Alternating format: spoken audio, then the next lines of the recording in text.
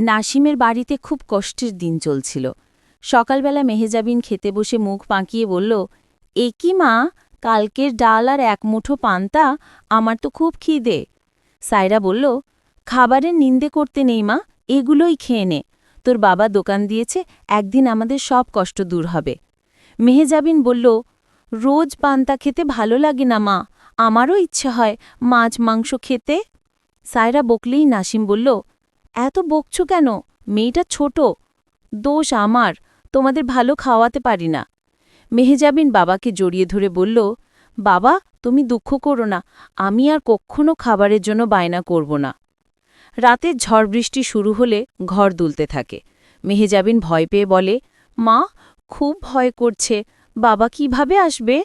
সায়রা বলে, ভয় পাস না, বাবা দোকানেই থাকবে হয়তো। সত্যি নাসিম ঝড়ের জন্য দোকানেই শুয়ে পড়ে। অন্যদিকে কামরান আর নাজমা নাসিমের দোকান দেখে ঈর্ষায় জ্বলছিল। তারা রাতে গিয়ে দোকানে আগুন ধরানোর পরিকল্পনা করে। ঝড়ের মধ্যেই তারা চুপি চুপি দোকানের পেছনে গিয়ে আগুন লাগিয়ে পালায়। আগুন দেখে নাসিম ভেঙে পড়তে থাকা দেয়াল ঠেলে বের হলেও শরীরের একপাশ দগ্ধ হয়ে যায়। পরের সকালে হাকিম চাচা ছুটে এসে সায়রাকে জানায়, ভাবি সর্বনাশ, নাসিম ভাইয়ের দোকান পুড়ে গেছে, ওনার অবস্থা খারাপ। হাসপাতালে ডাক্তার টাকা চায়। সায়রা অসহায় হয়ে গেলে মেহেজাবিন বলে, মা আমাদের শেষ সম্বল কালোটি গরু আছে, ওটা বিক্রি করো।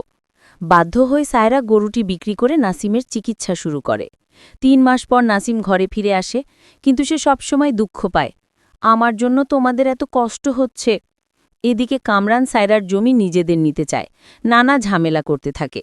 সায়রা এক ফসল ফলানোর চেষ্টা করলে এক ঝাঁক বন্য হাতি এসে গমের ক্ষেত নষ্ট করে ফেলে। একটু বেঁচে থাকা ফসল নিয়ে সায়রা ও মেহেজাবিন কষ্ট করে বাড়ি ফিরছিল। সেই দিন রাতে সায়রা গমের রুটি বানায়, কিন্তু আশ্চর্য, রুটি সেকার পর তা সোনার রুটিতে পরিণত হয়। সায়রা ভয় পায়, আবার খানিকটা আশা জাগে। রুটির একটি টুকরো অসাবধানতাবশত নাসিমের গায়ে